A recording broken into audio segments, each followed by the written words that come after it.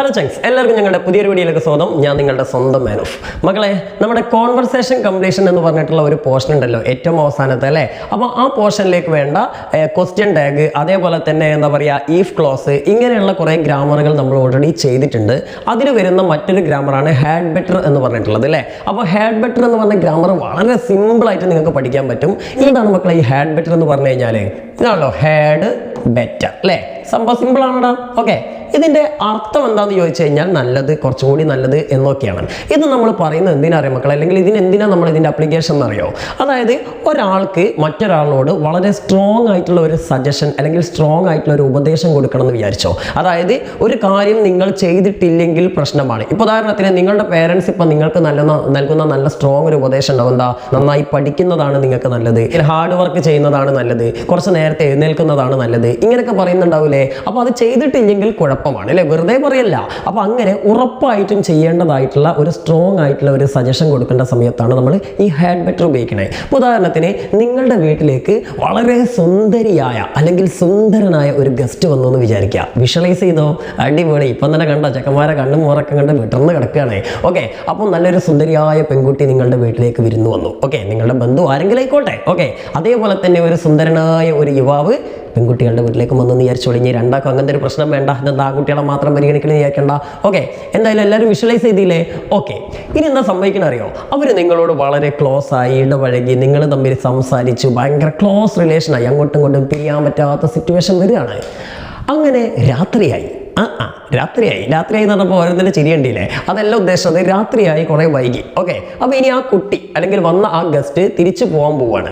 അപ്പം നിങ്ങളുടെ ആ ഒരു സ്ഥലം, നിങ്ങൾ താമസിക്കുന്ന ആ സ്ഥലം കുറച്ച് ഡേഞ്ചർ ആണെന്ന് വിചാരിക്കും. പുറത്ത് കുറച്ച് അപകടം നടക്കുന്ന, അല്ലെങ്കിൽ കുറച്ച് കള്ളന്മാരൊക്കെ ഉള്ള, അല്ലെങ്കിൽ വല്ല എന്താണ് ഇപ്പോൾ കടുവയോ ആനയോ അങ്ങനെ എന്തെങ്കിലുമൊക്കെ മൃഗങ്ങളൊക്കെ വരുന്നത്. അപ്പോൾ ഞാനൊക്കെ താമസിക്കുന്ന സ്ഥലം ഏകദേശം അതുപോലത്തെ സ്ഥലമാണ്. അപ്പം അങ്ങനെയൊക്കെ ഉള്ളൊരു സ്ഥലമാണെങ്കിൽ നമ്മൾ അവരോട് പറയും, എന്താ മോളെ അല്ലെങ്കിൽ മോനെ ഇന്ന് രാത്രി പോകണ്ട കേട്ടോ, മച്ചാനെ ഇന്ന് രാത്രി പോകണ്ട. എന്താണ്, ഇവിടെ പുറത്ത് പോയ പ്രശ്നമാണ്, അപ്പോൾ അതുകൊണ്ട് ഇന്ന് ഇവിടെ നിൽക്കുന്നതാണ് നിനക്ക് നല്ലത്, അല്ലെങ്കിൽ ഇന്ന് രാത്രി പുറത്ത് പോവാത്താണ് നിനക്ക് നല്ലത് എന്ന് നമ്മൾ പറയില്ലേ.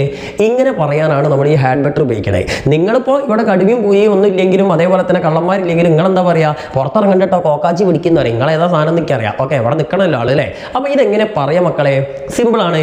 നിങ്ങൾ എന്നുള്ളത് നമ്മൾ യു അല്ലേ ഉപയോഗിക്കുക, യു, എന്നിട്ട് ഈ സാധനം ഉപയോഗിക്കുക, U had better. Okay, you had better എന്ന് പറഞ്ഞാൽ നിങ്ങൾക്ക് നല്ലതായില്ലേ. എന്നിട്ട് നമുക്ക് എന്താ പറയേണ്ടത്? ഇവിടെ നിൽക്കുന്നതാണ് അല്ലെങ്കിൽ ഇവിടെ തന്നെ താമസിക്കുന്നതാണ് നിങ്ങൾക്ക് നല്ലതെന്നല്ലേ പറയേണ്ടത്.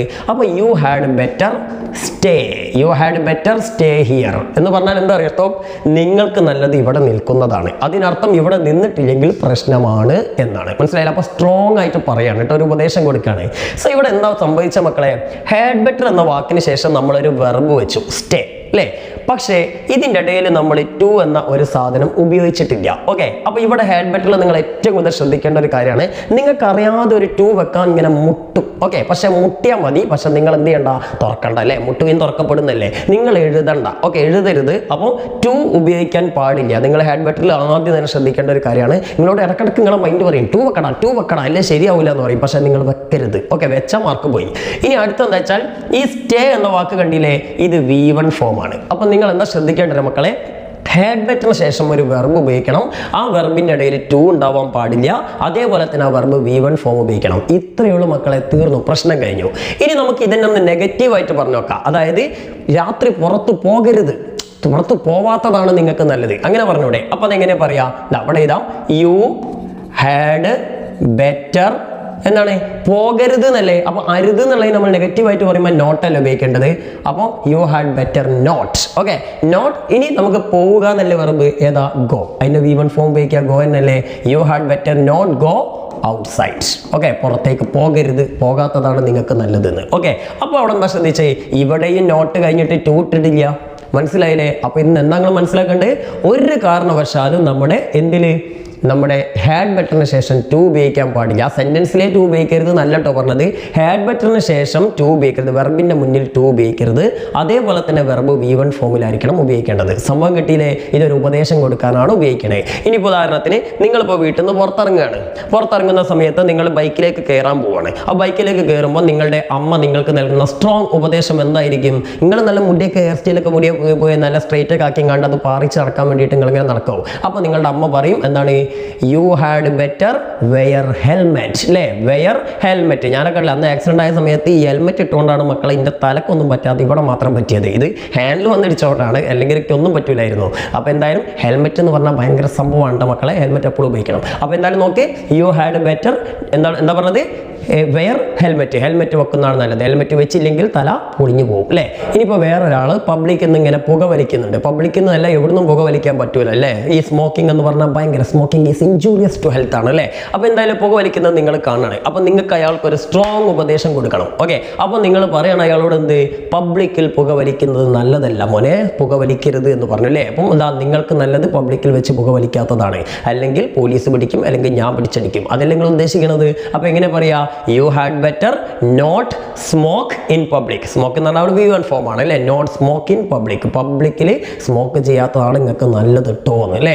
അല്ലെങ്കിൽ മോനെ വിവരറിയും, അതാണ് ഉദ്ദേശിച്ചത്. ഇനി ചിലപ്പോൾ നിങ്ങളുടെ പേരൻസ് നിങ്ങളോട് പറയുന്നുണ്ടാവും, ഈ ഒരു സമയം എക്സാം സമയമാണല്ലോ, അപ്പോൾ നിങ്ങളോട് ചിലപ്പോൾ പറയുന്ന ഒരു ഉപദേശമായിരിക്കും, കുറച്ചുകൂടെ നേരത്തെ എഴുന്നേൽക്കുന്നതാണ് മോനെ നിനക്ക് നല്ലതെന്ന് അല്ലേ. നേരത്തെ എഴുന്നേറ്റില്ലെങ്കിൽ പഠിക്കാനുള്ള ടൈം കിട്ടൂല, നിനക്ക് പണി കിട്ടും, അതാണ് ഉദ്ദേശിച്ചത്. അപ്പോൾ അതെങ്ങനെ പറയാ, യു ഹാഡ് ബെറ്റർ എന്താ, ഗെറ്റപ്പ് അല്ലേ. എഴുന്നേൽക്കുന്നതിന് ഗെറ്റപ്പ് അല്ലേ. U had better getup A little early അല്ലേ, അല്ലെങ്കിൽ ഗെറ്റപ്പ് ഏർലി, കുറച്ച് നേരത്തെ എഴുന്നേൽക്കുന്നതാണ് നിനക്ക് നല്ലത്.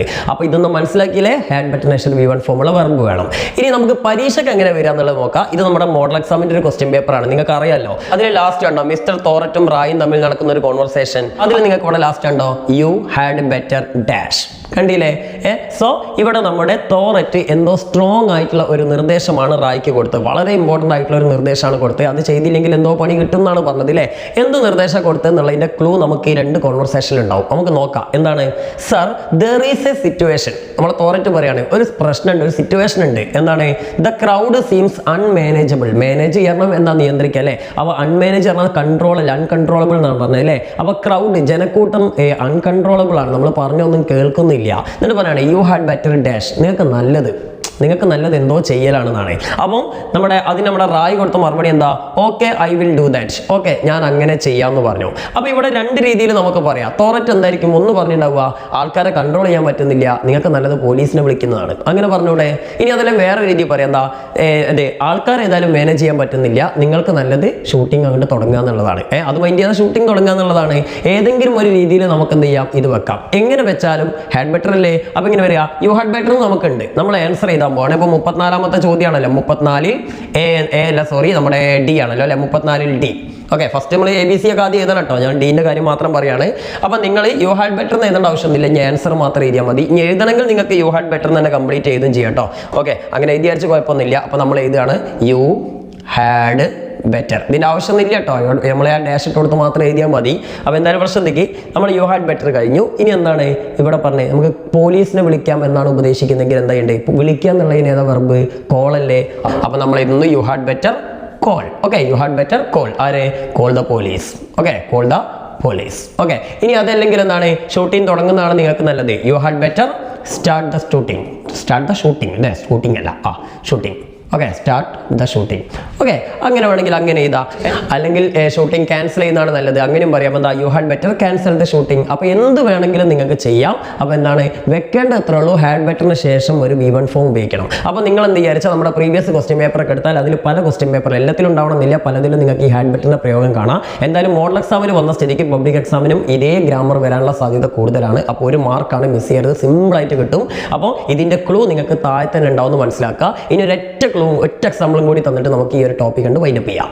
മക്കൾ ഇവിടെ ശ്രദ്ധിക്കുക, ഇവിടെ ശരത്തും കിരണും തമ്മിൽ നടക്കുന്ന ഒരു കോൺവെർസേഷൻ്റെ മേലേക്കൊക്കെ കുറേ ഡയലോഗ് ഉണ്ടാവും. അപ്പോൾ ഇത് ലാസ്റ്റത്തെ ഡയലോഗാണെന്ന് വിചാരിക്കുക, ഡി ആണെന്ന് വിചാരിക്കുക. ഓക്കെ, ഡിയോ ഏതെങ്കിലും ആയിരിക്കും, ചിലപ്പോൾ 4 മാർക്കിനായിരിക്കും, ചിലപ്പോൾ 5 മാർക്കിനായിരിക്കും ചോദിക്കുക.